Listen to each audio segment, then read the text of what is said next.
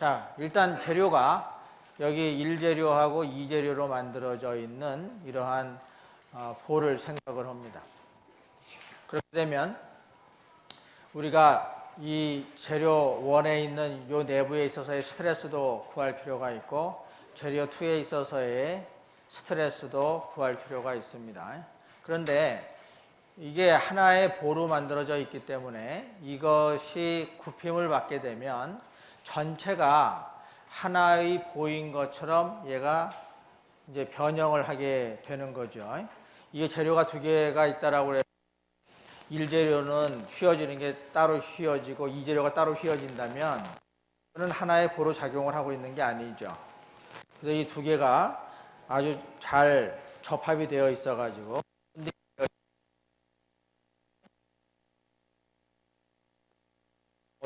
있다라고 우리가 생각을 하는 겁니다.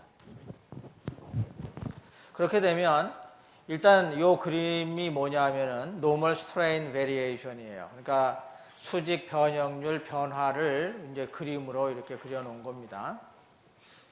여기 보게 되면 이제 어디가 중립축일지는 모르니까 이제 중립축이 Z하고 Y로, 그러니까 Z축으로 이렇게 놓여 있다고 생각할 때 이제 이쪽이 길이 방향이니까 길이는 이제 X 방향이 이쪽 방향이 되고 Y 방향이 이쪽 방향이 됩니다.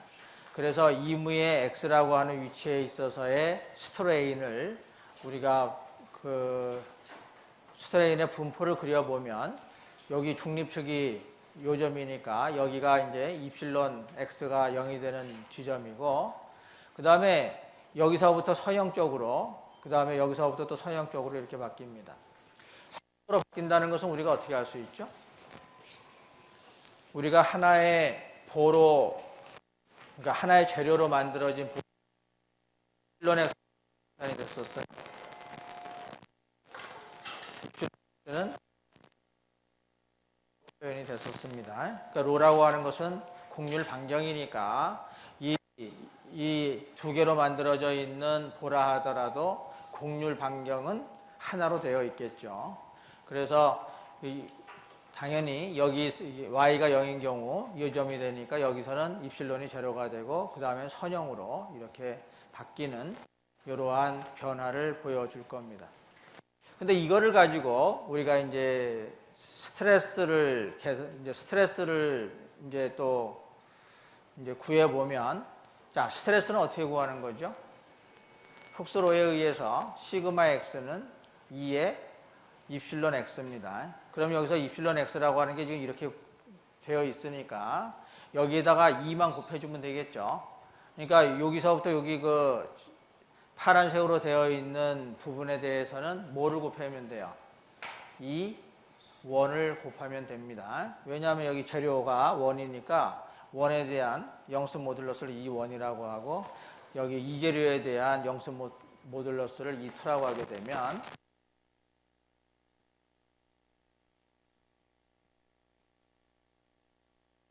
스트레스가 이제 이런 식으로 나오게 됩니다. 여기가 중립축이니까 여기서 시그마 x가 제로여야 되고 그 다음에 이쪽 부분하고 여기에다가 2원을 곱하게 되면 이제 이러한 분포가 나오게 되죠.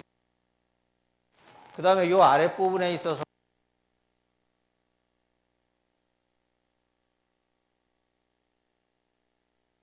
이 2를 곱해주게 되면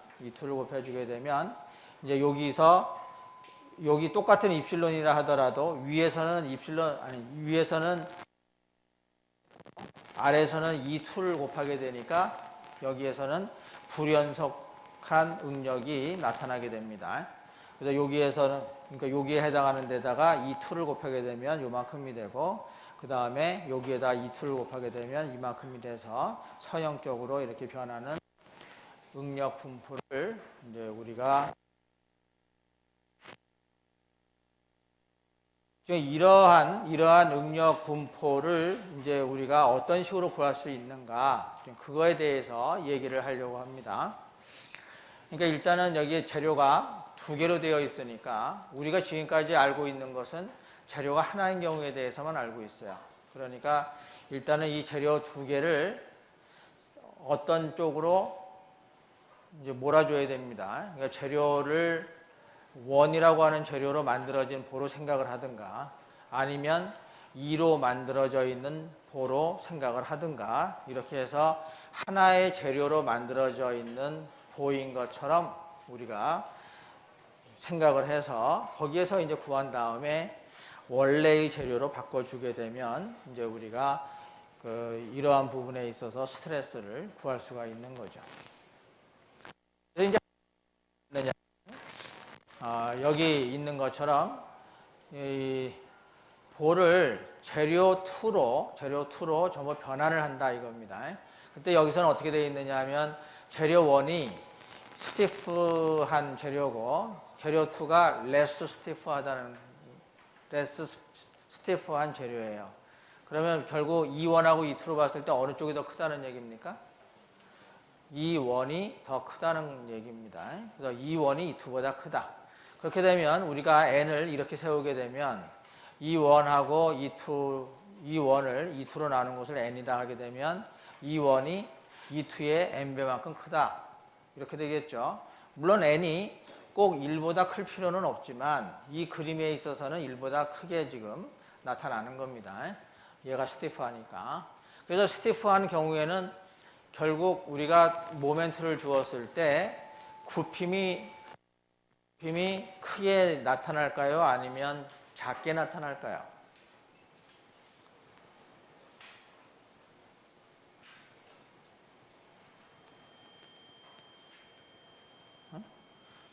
우리가 이 어떤 X라고 하는 면을 딱 잘랐을 때 거기에 있어서의 모멘트는 같겠죠. 그렇게 되면 이 원이라고 하는 것이 이제 스티프하다면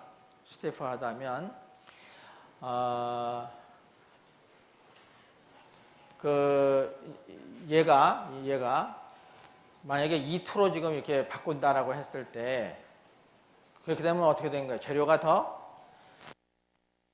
강성이 작은 재료로 지금 바꾼 거죠. 그렇게 했을 때 그러니까 여기 요것을 그대로 사용을 한다면 실제로 굽혀지는 거에 비해서 재료를 전부 원으로 그러니까 여기 E2로 바꾼 경우에 이 굽혀지는 게 어떻게 되겠어요? 원래 거에 비교하면 훨씬 더 쉽게 굽어지겠죠. 왜냐하면 원래 거는 더 스티프했었으니까. 그러니까 여기에 해당하는 그 면적을 우리가 어떻게 해서든지 2의 재료로 만들었을 때 이거와 거의 동등한 형태로 굽어지게끔 우리가 이제 모사를 해야 되겠죠. 그렇게 되면 실제로 여기에 이 면적이 이렇게 되어 있는 면적하고 이거보다 더 커졌을 때 어느 쪽이 더 잘 변형이 안 되겠죠? 당연히 면적이 더 큰 경우가 굽힘이 작아질 겁니다. 그 이유는 뭐겠어요? 아무래도 면적이 커지게 되면 I가 커지게 되니까 당연히 굽힘은 적어지겠죠. 그러니까 이것을 하나의 재료, 그러니까 2번 재료로 이걸 전부 만든다라고 하게 되면 여기에 있는 재료를 키우는 쪽이 당연히 논리적으로 맞겠죠. 그래서 이거를 2번 재료로 이것을 바꿀 때에 여기에 있는 요 면적을 이렇게 키워가지고 얘가 원래 1번 재료로 해가지고 굽어질 때와 거의 동등한 그 면적을 그러니까 2번 재료로 만들었을 때 동등한 면적이 될 수 있도록 얘를 변환을 시켜주자 라고 하는 게 지금 변환 단면법입니다. 그러니까 원래는 요만한 재료였었는데 2번 재료, 약한 재료로 강성이 작은 재료를 바꿔주니까 이 면적은 커야 될 필요가 있다. 그래서 이 커야 될 필요가 있는 것까지는 맞는데 이 커야 되는 이 면적을 도대체 어떻게 키울 것인가 하는 거에 대한 이제 그 방법이 필요할 겁니다. 그래서 우리가 지금 이 n이라고 하는 것을 여기서 n이 뭐냐면 트랜스포메이션 팩터라고 부르는 거예요. 그래서 n이 E1 over E2라고 이렇게 했을 때 여기서 이제 여기 요 스몰 에어리아 DA에 작용하고 있는 힘을 이제 우리가 이제 비교를 해보면 원래 여기에 있어서의 요 DA도 dy, dg로 이제 나타냈는데 요 dy, dg에 원래 여기 스트레스가 작용을 하겠죠? 그러면 그 스트레스에 의해서 나타나는 힘을 우리가 계산하면 df는 시그마의 da로 이렇게 표현을 할 수가 있을 겁니다. 그런데 그것이 이렇게 바꿔놨을 때 여기에 해당하는 힘하고 여기에 해당하는 힘이 같아야 되겠죠. 그래야 우리가 지금 요것을 이제 이런 면적으로 바꿀 수 있다라고 하는 거의 얘기와 이게 이제 일치하게 되니까. 그래서 여기에 작용하고 있는 힘을 계산을 하게 되면 여기에 스트레스는 우리가 이제 시그마 프라임이라고 표현을 해야 되겠죠. 그래서 시그마 프라임에다가 그 다음에 dA 프라임 이걸 곱한 거와 같다. 그러니까 결국 여기에 작용하는 힘과 여기에 작용하는 힘이 같다라고 우리가 놓을 수가 있습니다. 그렇게 되면 여기 DA라고 하는 것은 여기에 대한 것이니까 DY, DZ로 우리가 바꿔줄 수가 있고, 그 다음에 시그마 프라임은 이제 우리가 구하고자 하는 것이고, 그 다음에 여기 DA 프라임을 여기에 있는 것처럼 여기에 DZ라고 하는 여기를 키울 수도 있고 DY라고 하는 것을 이제 키울 수도 있고 두 가지 방법이 있을 텐데, 이 면적을 키우는 방법이 DY 쪽을 키우는 게 맞겠어요? 아니면 DZ 쪽을 키우는 게 맞겠어요?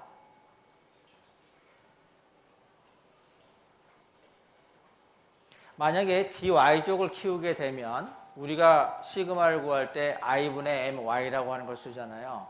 그럼 그 Y라고 하는 거의 위치가 어떻게 될 거예요? Y라고 하는 위치가 바뀝니다.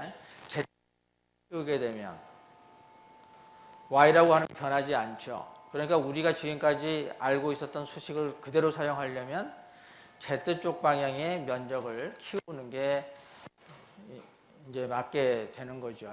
그래서 여기서 그 DA라고 하는 것을 이제 M배의 여기, 그러니까 DZ를 키우는 겁니다. 그래서 M배의 DZ, DY로 이제 이렇게 면적을 이제 키워주게 되면 여기에 이 시그마라고 하는 것은 여기에 작용하는 시그마인데 그 시그마는 여기에서 구하는 시그마 프라임에다가 M배를 곱해준 거와 같게 될 것이다.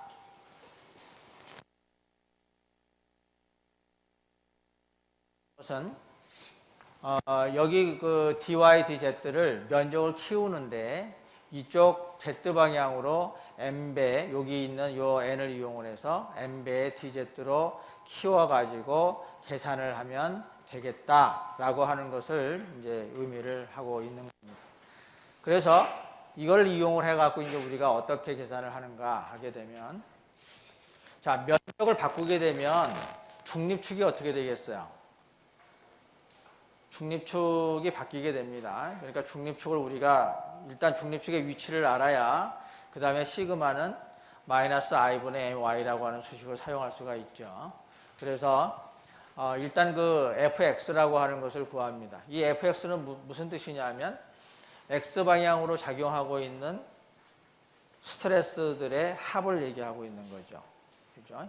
그래서 그것이 뭐가 돼야 됩니까? 우리가 지금 굽힘을 얘기하고 있어서 굽힘 모멘트는 우리가 주어졌지만 x방향으로의 힘은 지금 주어져 있지 않습니다. 지금 보에 대한 얘기를 하고 있으니까 축방향의 힘은 고려하지 않죠. 그래서 fx는 결과적으로 제로가 돼야 됩니다. 근데 여기에서 그럼 시그마 x da를 이제 전부 다 더한 것이 fx가 되는데 이 면적이라고 하는 것이 지금 이제 요 면적을 의미하고 있는 겁니다. 요 면적. 그렇게 되면 요 위에 있는 면적과 아래에 있는 면적으로 이제 분리가 돼야 되겠죠. 그래서 이제 A1하고 A2라고 하는 면적으로 이제 분리가 되고, 그 다음에 여기 시그마 x는 뭘로 표시가 되는 거냐 하면 마이너스 로분의 2y로 표현이 되는 겁니다. 그죠? 입실론 x라고 하는 게 마이너스 로분의 y고, 그 다음에 거기다 2원을 곱한 것이 그 A1이라고 하는 그 위치에 있어서의 스트레스가 됩니다. 그래서 여기가 1번 재료에 있어서의 시그마 x1이 된 거죠, 여기가. 그럼 여기는 어떻게 되겠어요? A2라고 하는 재료에 있어서의 스트레스니까 시그마 X2라고 표현할 수 있고, 그것은 마이너스 로분의 E2Y로 우리가 표현할 수가 있습니다. 근데 이것이 재료가 되어야 된다는 거죠. 자, 이렇게 되면 여기서 로분의 1, 로분의 1 이렇게 되어 있는데, 이것은 이게 A1에 대한 로고 얘가 A2에 대한 로인데, 이 로 서로 다를 같을까요?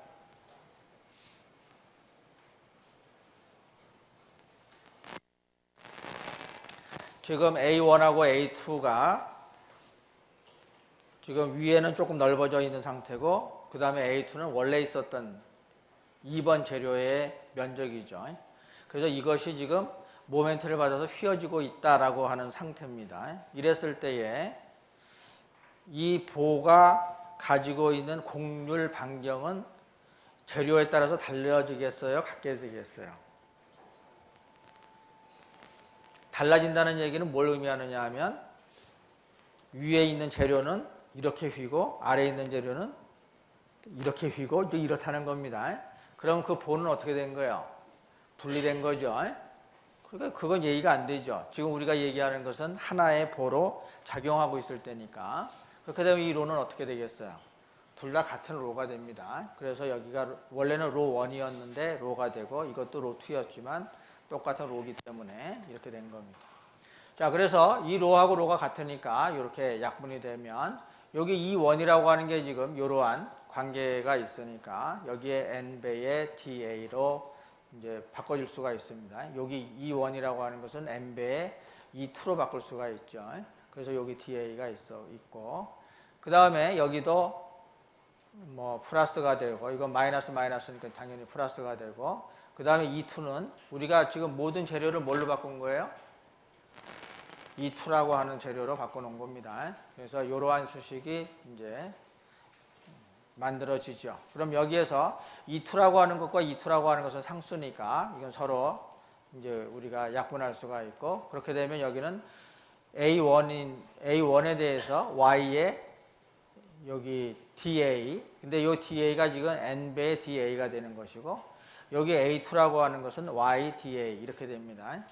그러면 여기서 A1인데, A1이라고 하는 건 뭐예요? 원래 1번 재료로 만들어진 면적이 A1입니다. 그런데 그거를 N배를 해서 N배를 한 면적에 대해서 지금 적분하자는 거죠.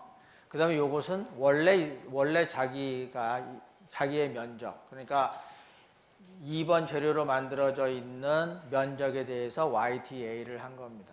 그럼 결국 이것이 무엇을 나타내는 식이 되느냐 하면, A1, A2로 만들어져 있는 면적인데 A1에 대해서는 N배만큼 사이즈를 키운 그 면적에 대한 요게 면적 1차 모멘트가 되죠. 그래서 이 식을 다시 우리가 하나의 식으로 만들어 준다면, 요 AT라고 하는 게 뭘 의미하는 거냐면 Transformed Section Area를 얘기합니다. 그러니까 결국 여기서 AT라고 하는 것은 뭐가 되느냐 하면 N배의 A1 플러스 A2가 되는 겁니다. 그래서 그거 면적에 대해서 YDAT가 재료가 돼야 된다라고 하는 것을 알 수가 있죠. 그럼 이 수식이 바로 뭘 의미하는 겁니까? 이것도 우리가 바꿔주게 되면 Y바 타임스 AT로 바꿔줄 수가 있겠죠. 근데 그것이 0이 되어야 된다는 거니까 이 AT라고 하는 면적에 있어서의 도심에다가 우리가 그 좌표축을 세워야 된다라고 하는 것을 의미하는 겁니다. 그래서 이 fx가 0이 돼야 된다는 거에서부터 우리가 뉴트럴 액시스의 위치를 결정을 할 수가 있습니다. 자, 그 다음에 이제 모멘트에 대한 또 그 스트레스 리절턴트를 계산해 보면 mx라고 하는 것은 시그마 xda에다가 y를 곱하고, 근데 이게 곱하게 되면 방향이 마이너스 n 방향으로 돌죠. 그래서 우리가 마이너스를 붙여가지고 요 같은 방향으로 이렇게 만들어 줍니다. 그래서 mx는 이렇게 되는 거죠. 이 수식은 우리가 여러 번 사용한 겁니다. 그렇게 되면 이걸 이용을 했을 때 전체적인 A에 대해서 이걸 적분을 해주는 거니까 이것도 역시 A1과 A2로 분리를 해서 계산을 할 수가 있겠죠. 그래서 A1에 대해서는 아까처럼 시그마 X1을 곱해주는 게 될 거고 A2에 대해서는 시그마 X2를 곱해주는 게 됩니다. 근데 시그마 X1이 어떻게 나오는 거죠? 마이너스 로분의 2원 Y로 나오죠. 그러니까 여기 마이너스가 있으니까 플러스가 돼가지고 로분의 1, 2원 Y가 되고 여기 Y가 하나 더 있으니까 Y제곱 DA가 됩니다. 두 번째 식도 마찬가지로 X2인데 X2가 마이너스 로분의 1, 2의 Y가 되니까 여기 마이너스 때문에 플러스가 되고 로분의 1, 2Y에다가 여기에 Y를 곱해서 Y제곱 DA 이렇게 됩니다. 자, 그러면 여기에 이 원을 우리가 n배의 2투로 바꿔줄 수가 있으니까 여기 2원을 단순히 n배의 2투로 이렇게 바꿔주게 되면 바로 이 식이 이제 만들어지고 여기서 2투라고 하는 것이 상수니까 바깥쪽으로 나오게 되면 로분의 2투가 되고 인테그랄 a1의 y제곱 그 다음에 n배의 dA 그 다음에 a2의 y제곱 dA 이렇게 됩니다.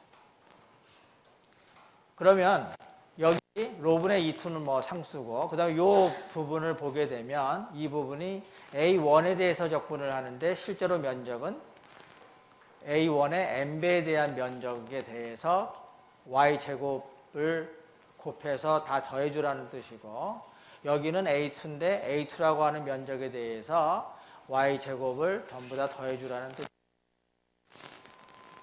그러면 결국 이 괄호 안에 있는 것 내용은 뭐냐 하면 A1과 A2에 대해서 y제곱 DA를 구하라는 건데 여기에 있어서의 그 n배의 DA 때문에 결국 A1은 면적이 어떻게 된 거예요?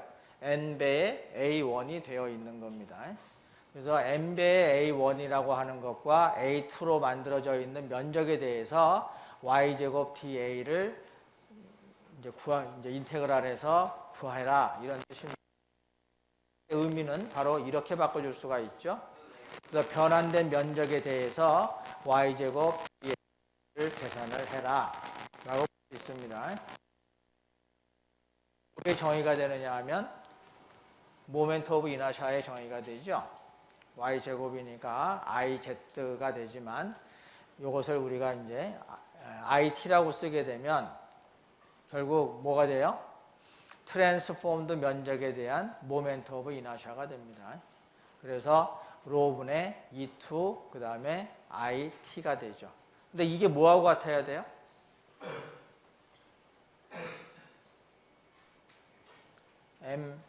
MX하고 같아야 되는 거죠. 자, 그렇게 되면 여기서 시그마 X1이라고 하는 거 그러니까 1번 재료에 있어서의 스트레스는 어떻게 나오냐 하면 원래 정의가 이거였죠. 마이너스 로분의 2원y 그러니까 여기에서부터 여기 로분의 2를 여기서 로분의 2를 계산을 하게 되면 E2IT 분의 m이 됩니다. 그래서 여기다가 대입을 시키면 되죠.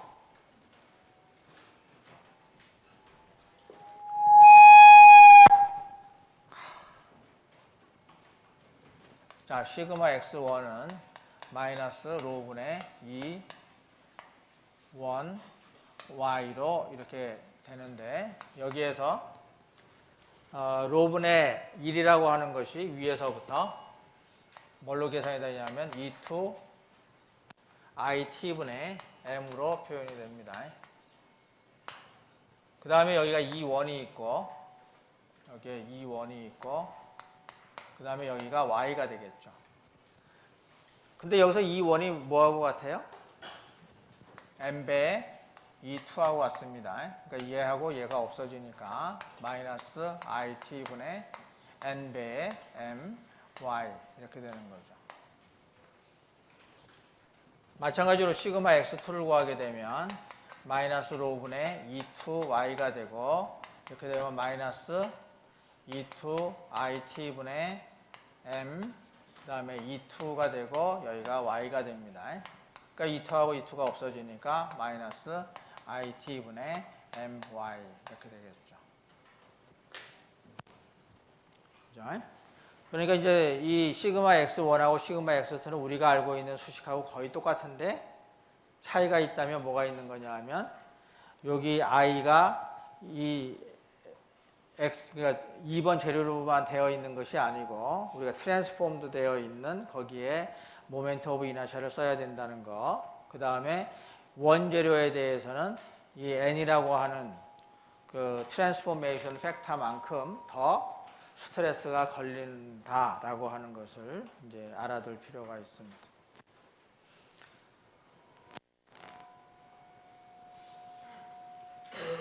자, 그래서 결국은 우리가 이제 이렇게 두 개의 재료로 만들어져 있는 볼을 계산을 할 때는 이것을 둘 중에서 하나의 재료로 우리가 바꿔가지고 하나의 재료로 만들어지는 그 이제 단면을 우리가 이제 그 단면으로 변화를 해준다는 거죠. 그래서 이렇게 변화를 해준 다음에 변환된 면적에 대해서 우리가 알고 있는 시그마는 마이너스 i분의 my라고 하는 수식을 쓴 다음에 그 다음에 원래의 재료로 바꿔주고 그렇지 않으면 뭐 하나의 재료로 우리가 만들었을 때 사용된 재료로 뭐 계산해 주면 우리가 구하고자 하는 스트레스를 구할 수 있다. 이제 예제를 한번 풀어보면 무슨 의미인지를 알 수가 있을 겁니다. 자, 문제를 보면 A composite beam is made of wood and reinforced with a steel strap located on its bottom side. 뭐냐면 이게 지금 나무로 이렇게 되어 있고 이것을 스틸 스트랩 여기 요 파랗게 되어 있는 게 이제 스틸입니다. 그래서 스틸 스트랩으로 이 목재로 만들어진 것을 보강을 했다. 보강한다는 게 레인포스트죠. 보강을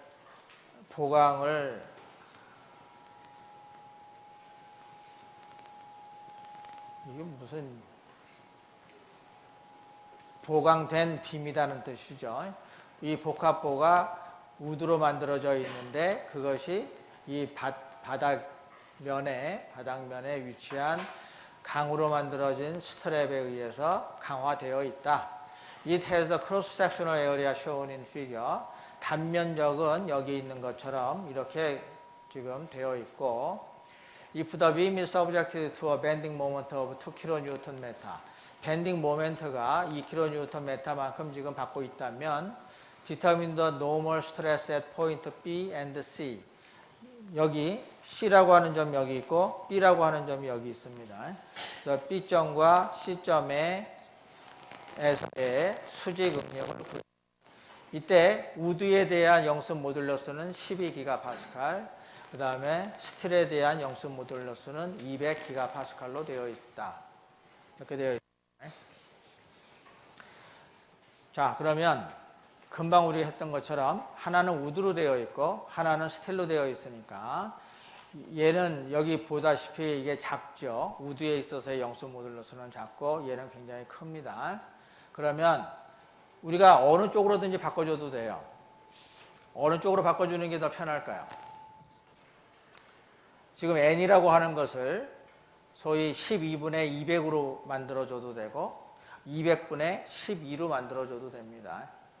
그러니까 스틸로 만들어주게 되면 결국 이 목재는 어떻게 되겠어요? 좁아지겠죠. 훨씬 강성이 작아져야 되니까 이제 좁아져야 되고 만약에 이 스틸을 목재로 만들어준다라고 하게 되면 면적이 굉장히 커져야 되니까 엄청 커져야 됩니다.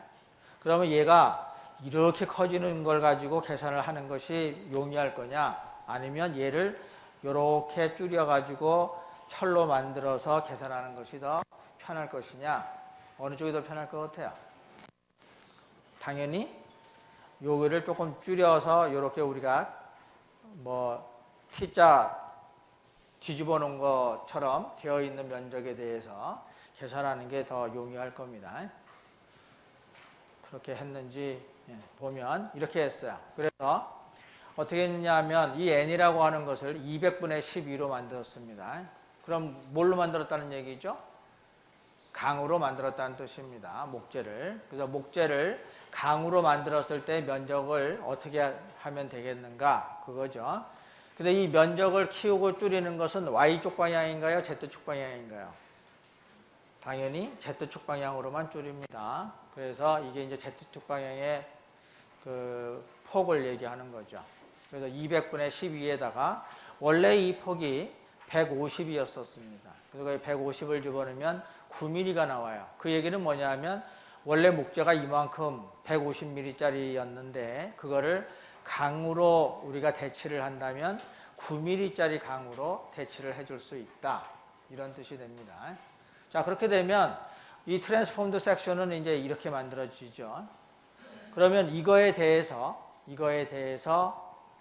우리가 이 점하고 이 점에 대한 스트레스는 바로 구할 수 있죠. 좀 이거에 대해서 뻔히 알잖아요. 그죠? 그러면 이제 우리가 여태까지 풀었던 문제로 지금 변환이 된 겁니다. 그럼 요거에 대해서 뭘 먼저 구해야 되겠어요? 뉴트럴 액세스의 위치를 먼저 구해야 되겠죠. 그죠? 그래야 우리가 이제 식을 쓸 수가 있으니까. 그럼 여기서 뉴트럴 액세스를 구하기 위해서 요 바닥에서부터의 여기 뉴트럴 액세스까지의 거리를 우리가 y 바로 놓고 계산을 합니다. 그럼 y분은 어떻게 구하는 거야? 전체 면적분의 각각의 면적 곱하기 각각의 도심까지의 거리를 쭉 더해준 거죠. 그래서 y반은 이런 의해서 구할 수가 있습니다. 그러니까 전체 면적에다가 각각의 면적, 각각의 도심까지의 거리를 곱해서 쭉 더해주면 돼요. 자, 그럼 이것은 두 개의 면적으로 나눠줄 수가 있습니다. 그래서 맨 아래에 있는 그 스틸로 원래 어떤 면적을 보게 되면 여기가 20이고 여기가 150이죠. 그러면 20이니까 0.02고 그 다음에 150이니까 0.15 이렇게 되죠. 그 다음에 그러니까 요 면적하고 그 다음 요 면적은 9 곱하기 여기까지의 길이가 됩니다. 그리고 여기까지의 길이가 얼마예요? 150. 그래서 0.009에다가 0.15를 곱해주면 됩니다.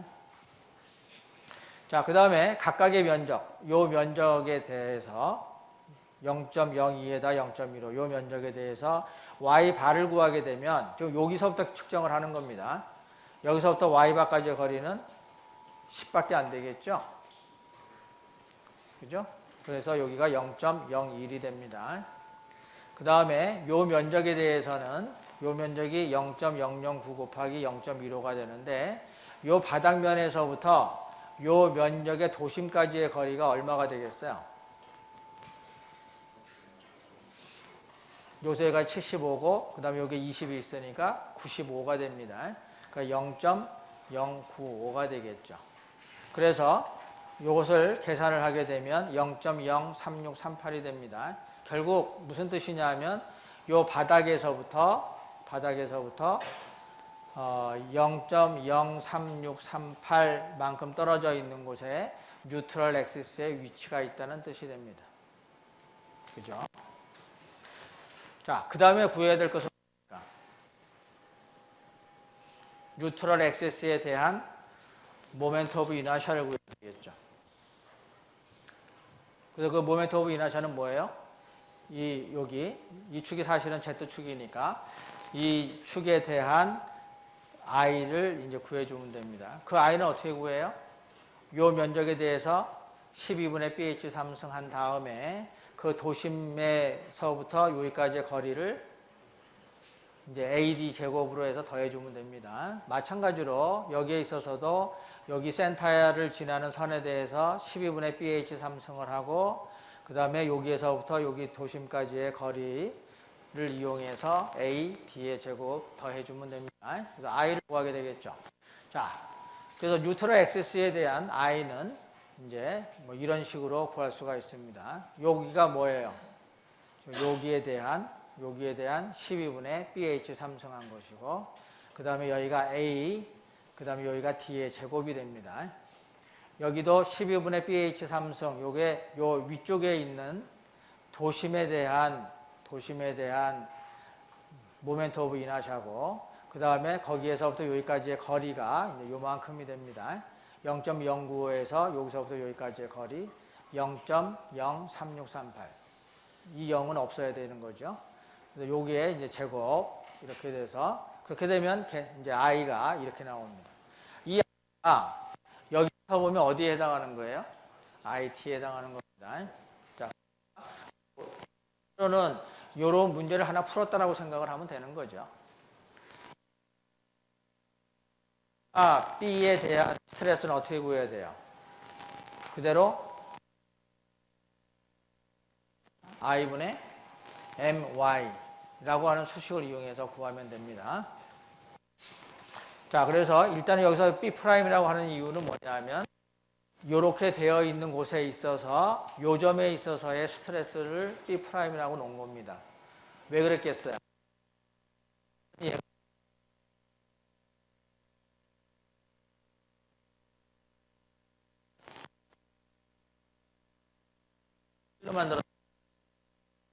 스틸로 만들어져 있는 것을 우리가 목재로 바꿔줘야 됩니다. 그래서 강으로 만들어져 있을 때의 스트레스를 먼저 구한 거예요.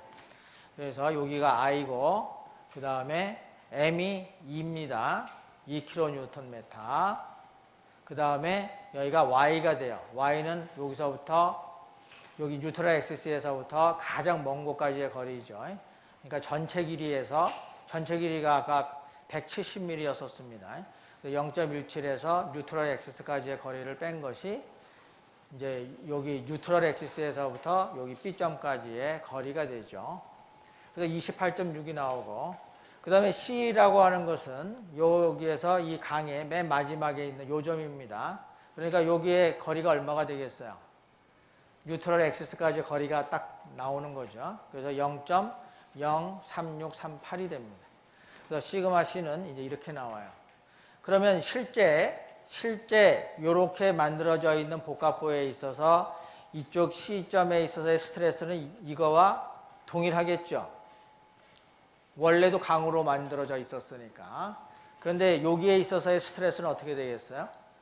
강으로 만들어진 걸로 우리가 계산을 했었으니까 이것을 목재로 변환을 시켜줘야 됩니다. 그럼 목재로 변환시켜주려면 뭐를 도급해야 돼? n을 도급해주면 되죠.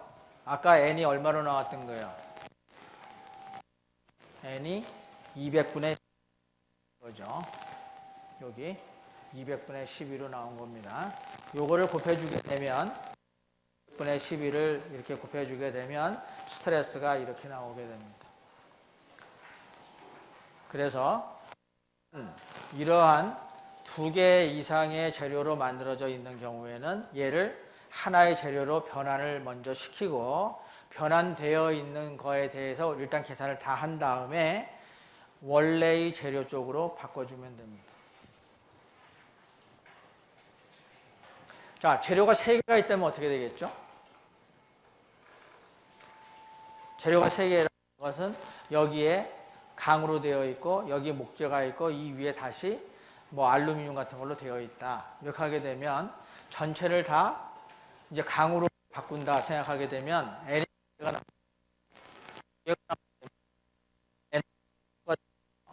그러면 알루미늄으로 다시 돌려주면서 N1을 곱해가지고 알루미늄으로 바꿔주면 되고, 다시 N2를 곱해줘가지고 또 원래 있었던 목재로 바꿔주면 되고, 그 다음에 원래 강은 그냥 그대로 사용을 하면 됩니다. 뭐 그런 식으로 하면 얼마든지 계산을 할 수가 있겠죠. 우리가 이제 그 샌드위치 같은 거, 그런 거 보면, 샌드위치는 약가 보강된 재료가 그런 경우에 우리가 이제 사용을 할 수가 있습니다. 자, 또 복합부의 새로운 예를 이제 또 이런 경우를 들 수가 있습니다. 이게 지금 뭐인 것처럼 보이죠? 여기 있듯이 이게 콘크리트잖아요. 그죠? 그러니까 여기서 요 전체는 콘크리트로 지금 만들어져 있는데, 여기에다가 이렇게 철근 3줄을 쭉 길이 방향으로 깔아 놓은 겁니다.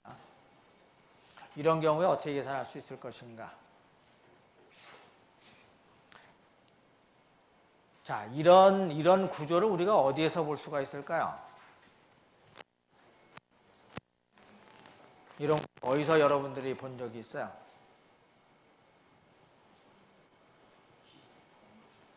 건물 지을 때 건물 어디에 있죠? 건물 대들보에 있겠죠. 여기서 이쪽 방향으로 이렇게 쭉 가 있는 옆으로 되어 있는 그 구조물, 이걸 우리가 보라고 하잖아요. 근데 이게 워낙 크고 그래서 이걸 대들보라고 하죠, 우리가. 근데 여기만 있을 게 아니라 사실은 이 우리가 있는 바닥이 있으면 이 바닥 아래도 당연히 또 이런 구조물이 있을 겁니다. 또 이 슬라브, 요 바닥은 어떻게 되어 있을 거예요? 바닥은 이거가 넓게 쫙 퍼져 있겠죠. 또 여러분들 여기 건물 지을 때 보면, 특히 아파트 같은 거 지을 때 보면 밑에다가 철근을 이렇게 이 가로 세로로 이렇게 쫙 만들잖아요. 그래서 그리드 모양으로 딱 깔아놓고 그 다음에 펌프차가 와가지고 거기다 콘크리트만 붓죠. 그러면 콘크리트만 가지고 하면 안 될까요?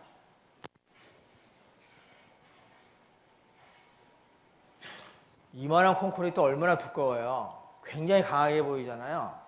그럼 그냥 그걸 여기서부터 여기까지 쫙 깔거나 아니면 슬라브 만들 때 그것만 쫙 깔아도 튼튼할 것 같잖아요. 근데 왜 철근을 아깝게 왜 넣죠? 이유가 뭐일 것 같아요?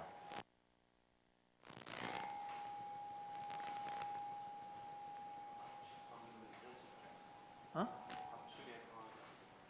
압축에 강하죠. 근데 그 다음에 인장에 가죠. 그죠? 그러니까 콘크리트만 가지고 이걸 만들어 주게 되면 우리 여러분들이 지금 하중으로 작용하는 거잖아요. 이렇게 쭉 누르고 있죠. 여기 바닥면을 쭉 누르게 되면 이 바닥이 이제 우리가 판 형태로 볼 수가 있으니까 양쪽으로 이렇게 휘겠죠. 양쪽으로 휘게 되면 이 안쪽은 어떻게 돼요? 약간 압축을 받는 형태로 이제 굽어지게 되고 아래쪽은 이제 인장이 돼가지고 이제 늘어나는 형태로, 그러니까 인장력을 받는 형태가 되겠죠. 근데 콘크리트는 어떤 시그마 입실론 선도를 갖고 있느냐 하면 이런 시그마 입실론 선도를 갖고 있죠. 그래서 여기 보게 되면 여기가 인장력이 걸리는 부분이고 여기가 압축력이 걸리는 부분인데 인장력은 뭐 2.76밖에 안 되고 여기 압축력은 34.5 정도가 돼요. 그러니까 압축력이 걸리는 곳에서는 얘가 얼마든지 버텨낼 수가 있는데 인장력이 걸려있는 부분에 있어서는 거의 지탱할 수 있는 능력이 없다는 거죠. 그러면 아래쪽에서는 어떻게 되는 거예요? 콘크리트가 이제 깨지기 시작하는 거죠. 취성재료니까.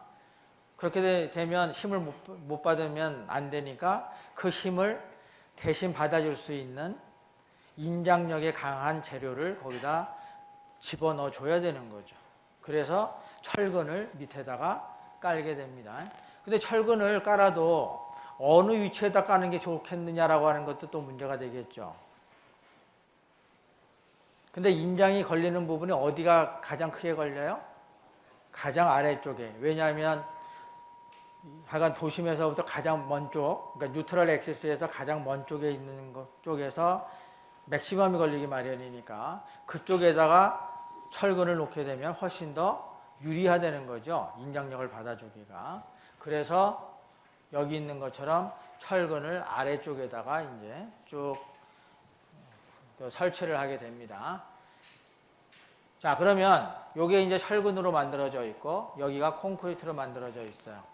이거를 복합보를 이용해서 스트레스를 계산을 하려고 합니다. 그러면 여기 철근이라고 하는 것은 사실은 요만한 거잖아요. 그죠? 그래서 면적을 계산한다 그러면 4분의 파이 d 제곱인데 굉장히 작겠죠.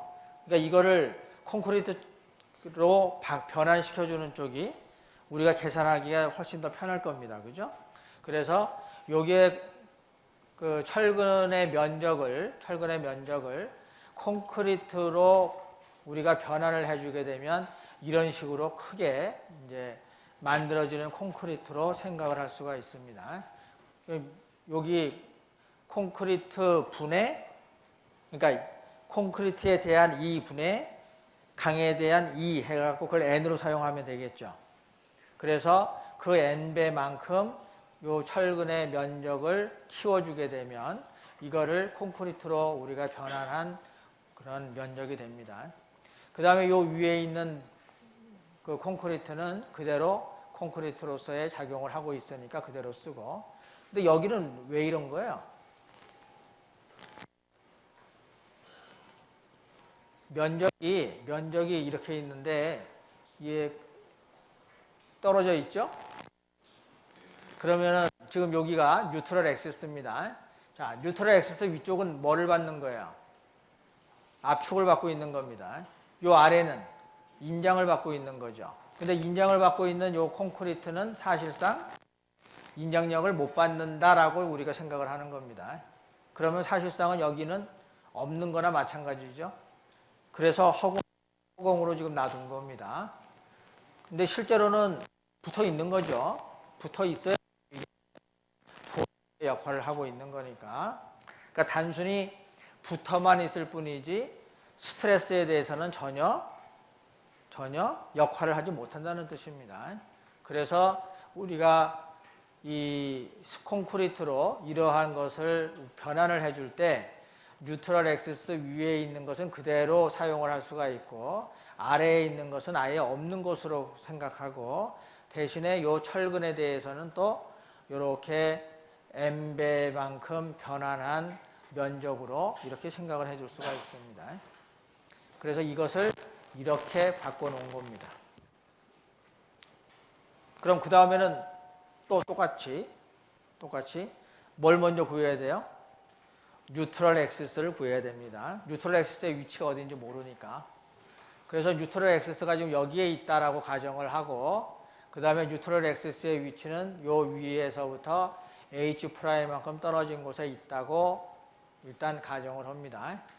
그 다음에 여기 D라고 하는 위치는 여기에서부터 철근 원래는 여기 철근까지의 거리예요. 여기까지의 거리로 보면 됩니다. 여기서부터 여기는 요거의 센터 부분까지를 D라고 놓으면 돼요. 그럼 여기서 뉴트럴 액시스의 위치는 어떻게 구하겠어요? 면가 그렇죠? 그러니까 인테그랄 y dA 이퀄 제로 이렇게 보면 됩니다. 자, 그래서 여기 y 바를 계산을 하게 되면 어떻게 되는 거냐 하면 요 축에 대해서 1차 모멘트가 제로가 돼야 돼요. 그러니까 요 위에 있는 면적이 B 곱하기 H 프라임이 됩니다. 그 다음에 여기서부터 여기 도심까지의 거리가 2분의 H 프라임이 되겠죠. 그래서 요 면적에 대한 1차 면적 모멘트가 이렇게 됩니다. 그 다음에 이거에 대한 1차 면적 모멘트, 그러니까 1차 면적 모멘트는 어떻게 되겠죠? 이 면적에다가 여기서부터 여기까지의 거리를 곱해주면 되겠습니다. 그래서 n배의 a의 st, 그 다음에 여기서부터 여기까지 거리가 얼마예요? 여기 전체에서부터 요만큼 뺀 거죠. 그래서 t-h 프라임이 됩니다. 그런데 여기서부터 여기를 플러스로 잡았으니까 여기는 마이너스가 되겠죠. 그래서 마이너스가 여기 붙어야 됩니다. 그래서 요 식이 이제 만족이 되는 h 프라임을 구해야 되는 거죠. 그래서 얘를 정리를 하게 되면 2분의 b h 프라임의 제곱 플러스 여기 h 프라임에 해당하는 것이 플러스 n배의 ast의 h 프라임 그 다음에 여기 마이너스 n ast d 이렇게 됩니다. 그래서 이것이 뭐죠? h 프라임에 대한 2차 방정식이잖아요. 그럼 여기에서 h 프라임을 구할 수 있습니다. 그렇죠? h 프라임이 몇 개 나올까요? 2차 방정식 나오겠지만 의미가 있는 것은 한 개밖에 없겠죠, 당연히.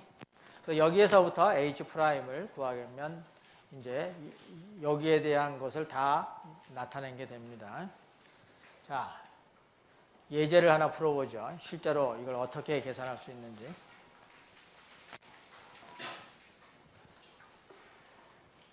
The reinforced concrete beam has the cross-sectional area as shown. 여기 그림에 있는 것처럼.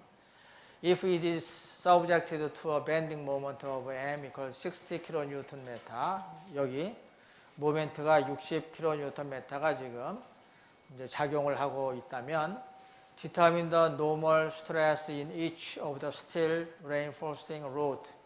각각에 대해서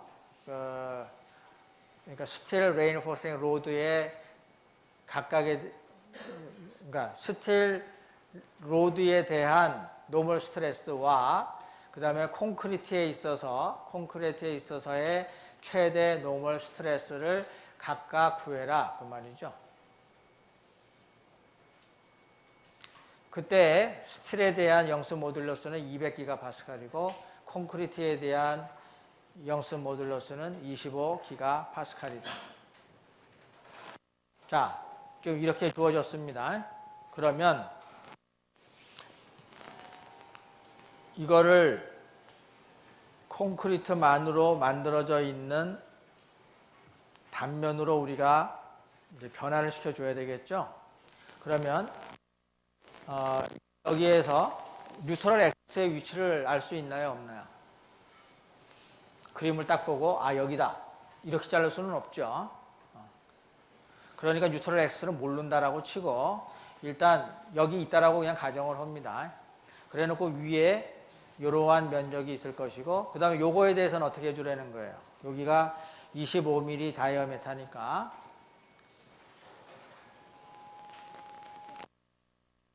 뒤에 제곱하게 되면 요 한 개 철근의 면적이 나오죠. 근데 몇 개가 있어요? 2개가 있으니까 거기 곱하기 2를 하고 그 다음에 200 하면은 8이 되는데 8배만큼 면적을 키우면 되겠죠. 자, 그래서 이러한 면적으로 계산을 해줄 수가 있습니다. 여기에 있어서의 먼저 구해야 되겠죠. 그래서 아까 계산한 것처럼 여기를 H'으로 놓습니다. H'. 자, 일단 뭐 요거에 대한 설명을 잠깐 해보면 AST라고 하는 것은 여기가 파이 R 제곱이에요. 그러니까 한 개 철근의 면적이고 그것이 2개가 있어서 곱하기 2를 하게 되면 982 제곱 밀리미터가 됩니다. 근데 그 면적을 우리가 n배를 해주겠다는 거죠. 25분의 200을 사용을 해서 그렇게 되면 7856 제곱 밀리미터가 됩니다. 그래서 여기가 A 프라임이 이제 되고 그래서 요거에 대해서 이제 Y 프라임을 계산을 하게 되면 되겠죠. 그래서 아까 계산했던 것처럼 2분의 B, B가 300이고 2분의 B, H 프라임의 제곱 마이너스 n배의 AST 그 다음에 D 여기가 D 마이너스 H 프라임 이렇게 됩니다. 그렇게 해서 이제 H 프라임에 대한 2차식이 이렇게 만들어지는데 여기서 H 프라임을 구하게 되면 120.9가 나와요. 그래서 여기 H 프라임이 120.9다라고 하는 걸 알 수가 있습니다. 자, 그러면 뉴트럴 엑시스를 구했으니까 그 다음에 할 일은 뭡니까? 모멘트 오브 이나셜을 구해야 되겠죠. 그럼 모멘트 오브 이나셜은 어떻게 구해요?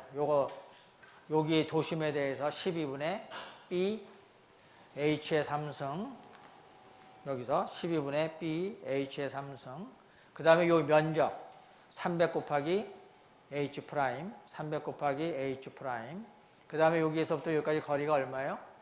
2분의 H 프라임이죠. 그래서 2분의 H 프라임의 제곱 해주면 여기가 요 면적에 대한 모멘트 오브 이나셜가 됩니다. 자, 이거에 대한 모멘트 오브 이나셜은 어떻게 구하죠?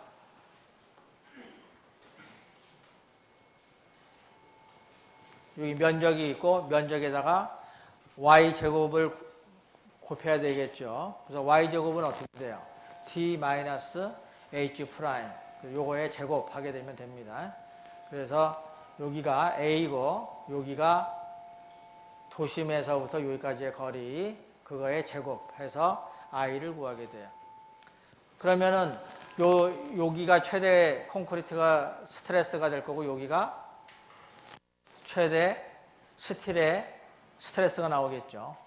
자, 그렇게 되면 우리가 I를 구했고 그 다음에 여기서부터 여기까지 거리, 여기서부터 여기까지 거리가 있으니까 각각의 스트레스를 구할 수 있습니다.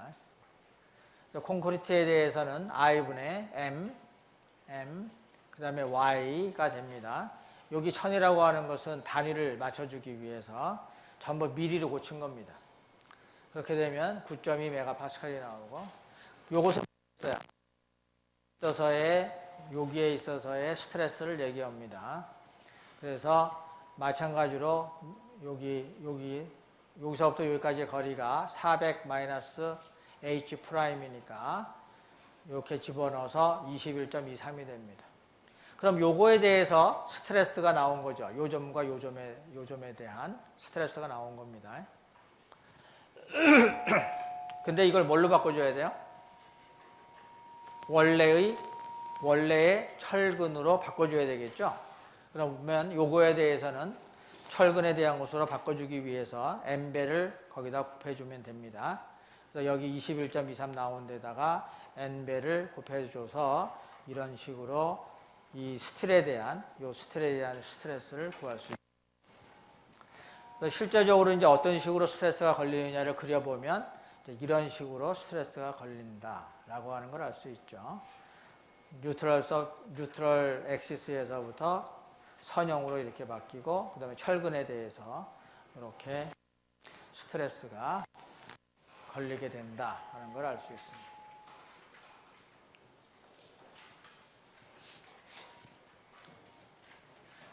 자, 이제 복합보에 계산할 수 있겠죠? 여기에 대해서 의문이 있는 사람 질문해봐요. 실제로 철근이라고 하는 것이 작기는 하지만 지름이라고 하는 게 있죠.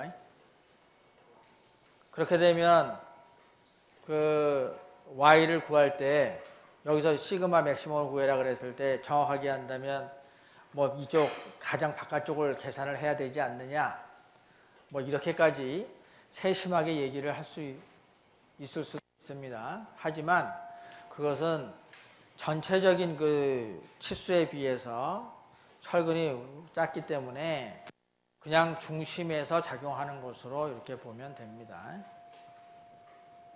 또 아까 콘크리트로 만들 때 이 아래에 콘크리트 부분이 허공이다 그래가지고 아니 그렇게 되면 그걸 했듯이 콘크리트가 뜻이 아니고 콘크리트가 그 인장력에 대해서 지탱할 수 있는 능력이 없기 때문에 이에 대해서는 면적이 없는 것으로 우리가 생각을 한다는 뜻이었었습니다. 거기에 재료가 없는 것은 아니고 뭐 그 정도만 얘기하면 뭐 이해는 되겠죠. 방금 전 문제에서 그 스틸의 퍼포먼스는 계산 안 하죠. 응? 방금 전 문제에서 스틸 바꾼 거 있잖아요. 그 납작한 면적 거기는 왜 12분의 1 pH 상승을 안 하죠? ATY 제곱, AT의 제곱을 계산했는데 그렇죠. 왜 안 했을까요? 너무 H가 작아서 0으로. 그렇죠. 12분의 BH 3승인데 H가 너무 작으니까 구태여 계산할 필요가 없다는 겁니다.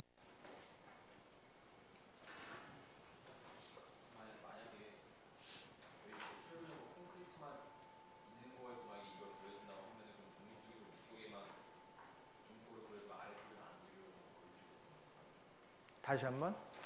지금 여기 철근이 있어가지고 철근 쪽에서 이제 수직 운동이 발생하는데 만약에 철근도 없고 순수하게 콘크리트로만 된 도에서의 인포 하동이 된다고 한다면 중립 위쪽에서만 그렇죠.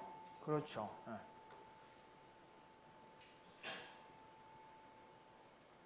뭐 콘크리트만 갖고 충분하다라고 생각을 하고 또 압축응용만 걸린다면 그렇게 되는 게 있겠지만 보라고 하는 거는 그렇게 될 리가 없잖아요. 그죠? 그러니까 당연히 중립 쪽 아래쪽에 인장 되니까 콘크리트만 만들었을 때는 거기를 인장력을 받으라고 콘크리트만 놔둔다면 상당히 불안전한 그 보호 형태가 되겠죠. 자, 그 다음에 이제 또 다시 한번 응력 집중이 나왔습니다. 자, 응력 집중 나올 때마다 하는 얘기입니다. 어쩔 때 발생하는 겁니까? 단면적이 갑자기 변할 때 어디에서 발생하는 거예요? 단면에서 발생하는 최대 응력, 그거를 우리가 이제 응력 집중이 일어나는 그 응력이 되고, 그때 그 이제 스트레스를 이제 시그마 맥시멈이라고 우리가 명명을 해 주는 겁니다. 그래서 그 예를 들어본다면 이제 이러한 경우를 예를 들어볼 수가 있겠죠. 자, 이번에는 우리가 밴딩에 대해서만 얘기를 하고 있으니까 양쪽에서 지금 밴딩 모멘트가 가해지고 있을 때 이렇게 쭉 단면적이 가다가 이렇게 급격하게 변화하는 이런 경우가 있을 때, 그다음 여기도 쭉 가다가 이렇게 홀이 나 있을 때, 이렇게 가다가 갑자기 면적이 커질 때, 요거 같은 게 이제 소위 계단식으로 단면적이 변화했다고 보는 거죠. 이거의 이름이 뭐죠? 이거의 이름? 벌써 몇 번 했었죠. 할 때마다 생각이 안 나는 이게 그루브죠, 그루브. 그 다음에 여기가 이제 이렇게 뾰족하게 나오면 뭐예요? 노치. 그 다음에 이 금으로만 쪽 되어 있으면 우리가 크랙이라고 하죠. 근데 여기는 이제 홀이 나와 있는 거고, 요 같은 경우에는 요 부분에서 크랙이 이제 생기기 시작하니까 요걸 완화시키기 위해서 우리가 보통 뭐를 여기다 만들어줘요? 플랫이라고 하는 걸 만들어주죠. 그래서 여기서 이렇게 또 이렇게 완만하게 콩류를 여기다 주게 됩니다. 자, 그래서 이제 여기를 잘라가지고 응력 분포를 보게 되면 이런 식으로 지금 응력 분포가 생긴다는 겁니다. 그래서 요 점에서 아니면 요 점에서 시그마 맥시멈이 나오게 되고, 그 시그마 맥시멈을 우리가 어떻게 표현해 주냐면 I분의 MC. 여기서 I분의 MC라고 하는 건 어느 부분에서 지금 생기는 거예요? 뭐 이쪽 부분에서 생기는 걸로 보면 되겠죠. 그래서 그거에 K배를 해주게 되면 시그마 맥시멈으로 나온다. 우리가 설계를 한다면 결국 뭘 설계한다는 거예요? 보의 단면을 우리가 설계한다는 거잖아요. 그런 거 단면에 해당하는 건 어디에 들어가 있습니까, 지금? I에 들어가 있죠. 그죠? 직사각형이다 하게 되면 여기가 12분의 BH 3층이 될 거고, 여기 C가 2분의 H가 될 거고. 그래서 단면에 대한 것은 다 얘가 갖고 있습니다. 그러니까 얘가 얼마인지 모르고, 그 다음에 MC는 알고, 그 다음에 시그마 맥시멈은 또 K로 곱해가지고 또 알고, 이렇게 되겠죠. 근데 요 시그마 맥시멈이 무엇보다 작아야 돼?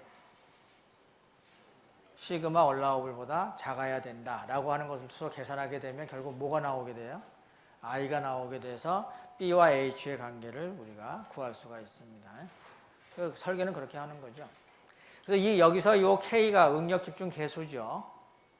그래서 응력 집중 계수는 어디서 구하게 되느냐 하면 이러한 그래프를 이용을 해서 이제 우리가 구할 수가 있습니다. 자, 이런 그래프는 어디에서 얻을 수가 있어요? 설계 핸드북을 보게 되면 이게 나와 있습니다. 그래서 요 그림을 잘 보면, 아, 내가 지금 설계하고자 하고 있는 구조물하고 모양이 얘하고 같다 하게 되면 얘를 갖다 쓰면 되고, 이거와 같다 그러면 얘를 갖다 쓰면 되는 거죠. 그래서 항상 X축에 있는 것을 먼저 구하고, 그 다음에 여기에 있는 걸 뭐라고 그래요? 이걸 파라메타라고 그러죠. 그래서 이 파라메타를 계산을 해서 요 점을 찍어 가지고 여기 해당하는 파라메타에 해당하는 그 점 곡선을 이용을 해서 점을 찍어서 이쪽으로 오게 되면 거기서부터 우리가 응력 집중 계수를 읽을 수가 있습니다. 그래서 여기 K를 곱해 가지고 시그마 맥시멈을 구할 수가 있는 거죠. 자, 예제를 하나 풀어보죠. Transition in the cross-sectional area of the steel bar is achieved using shoulder fillet. 이번에 여기 필렛을 준 거예요. 그래서 필렛 반경이 16mm로 주어져 있습니다. If the bar is subjected to a bending moment of 5 kN/m, 여기 5 kN/m가 지금 작용하고 있다면 determine the maximum normal stress developed in the steel. 요 점에서 발생하는 맥시멈 노멀 스트레스를 구하시오. 이때 일드 스트레스는 500메가파스칼로 주어져 있다는 겁니다. 이거 구할 때 얘가 필요한가요? 필요하지 않아요. 필요 없죠? 왜냐하면 시그마 맥시멈이라고 하는 것은 원래 노미널 스트레스에다가 K만 곱해주게 되면 시그마 맥시멈이 나오는 거죠. 그래서 얘는 왜 필요해요? 시그마 맥시멈이 시그마 Y를 초과하느냐 초과하지 않느냐 정도를 판단하기 위해서 있는 겁니다. 자, 그래서 일단은 우리가 그 그래프를 먼저 찾아야죠. 그래프는 필렛이라고 하게 되면 지금 여기에 해당합니다. 그렇죠? 여기에 지금 요 그림, 여기 R을 가지고, 그 다음에 여기 T, 그 다음에 여기 H, 여기 W, 요걸 가지고 일단 H분의 R을 구해야 되고, 그 다음에 H분의 W를 구해야 됩니다. 요 그림을 가지고. 그래서 H분의 R을 구하게 되면,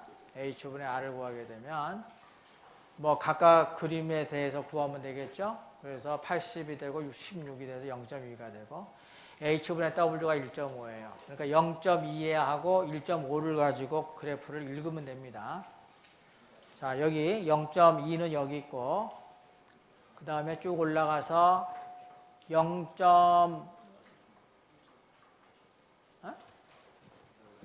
1.5였었나요? 1.5, 0.2, 1.5. 0.2에서 쭉 올라가서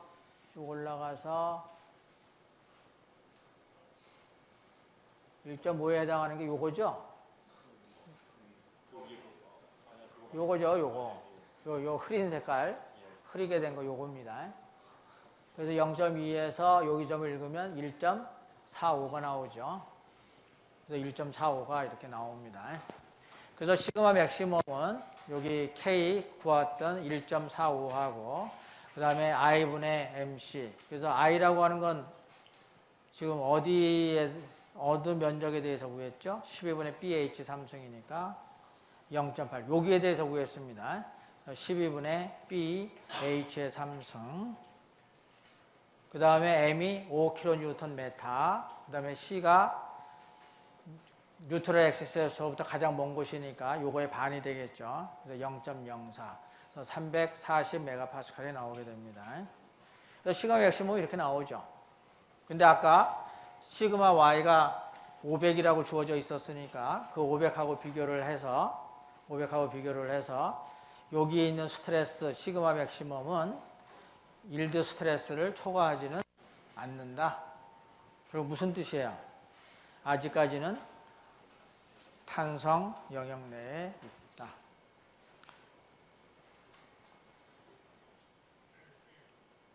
자, 이렇게 해서 오늘 응력 집중까지 이제 공부를 했고, 다음 시간에 비탄성 부핌에 대해서 알아보도록 하겠습니다.